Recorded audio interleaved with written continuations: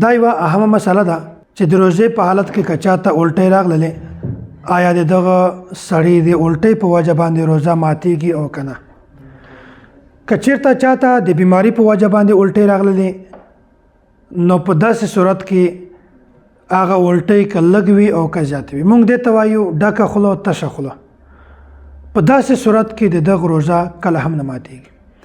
او که چېرته چا د الټۍ راوستلو کوشش وکړو قصدن الټۍ راوستلې د ګوتې په ذریعه باندې یا بله طریقه باندې په داسې صورت کې که چېرته دغه الټۍ په تشه خوله وي یعنې معمولي وي بیا روژه نه ماتیږي. او که چېرته په ډکه خوله باندې وي زیاتې وي بیا په دغه صورت کې روژه ماتیږي. د الټۍ متعلق بله خبره که چېرته یو کس داسې وي چې هغه ته الټۍ معمولي راغلی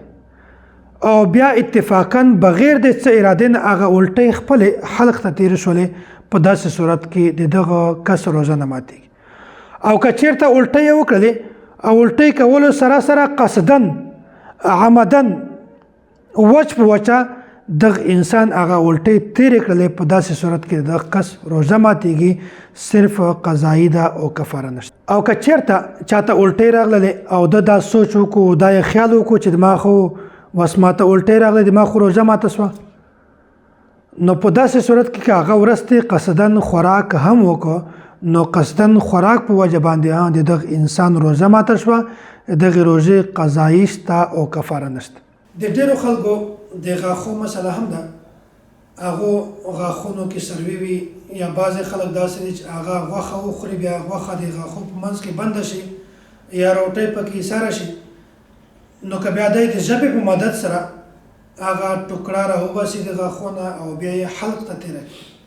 بهر ته نه راوباسي صرف د غاښ نه راوباسي او بیا یې حلق ته تېره کړي نو ګورئ که چېرته دغه د چڼې د دال برابره وي یا په هغه نه غټه وي بیا خو روژه ماتیږي. او که چېرته بلکل معمولي حصه وي چې هغه چڼې دانې نه بلکل کمه وي بیا روژه نه ماتیږي. او که چېرته یو کس هغه بهر ته راوباسي په لاس باندې یا لرګي باندې راوباسي او بیا هغه تېره کړي حلق ته لاړه شي بیا په یخ صورت کې که هغه د چڼې د دانې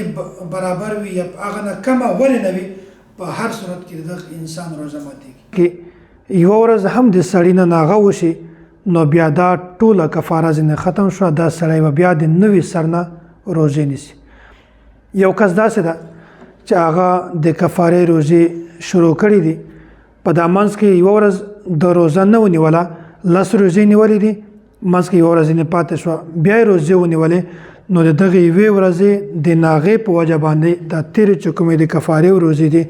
دا ټولې ساقطې شوې. پارې په منځ کې تسلسل ضروري ده که چېرته هم ناغه پکې وشي دا کفاره ټوله ختم کېږي. که یو سړی د بوډاوالي د وجې نه یا د داسې پخې بیمارۍ د وجې نه چې هغه بیماري د دغه انسان سره لاحقه وي همیشه یې ورسره نو که چېرته دغه وجې نه روژې نیول ممکن نه وي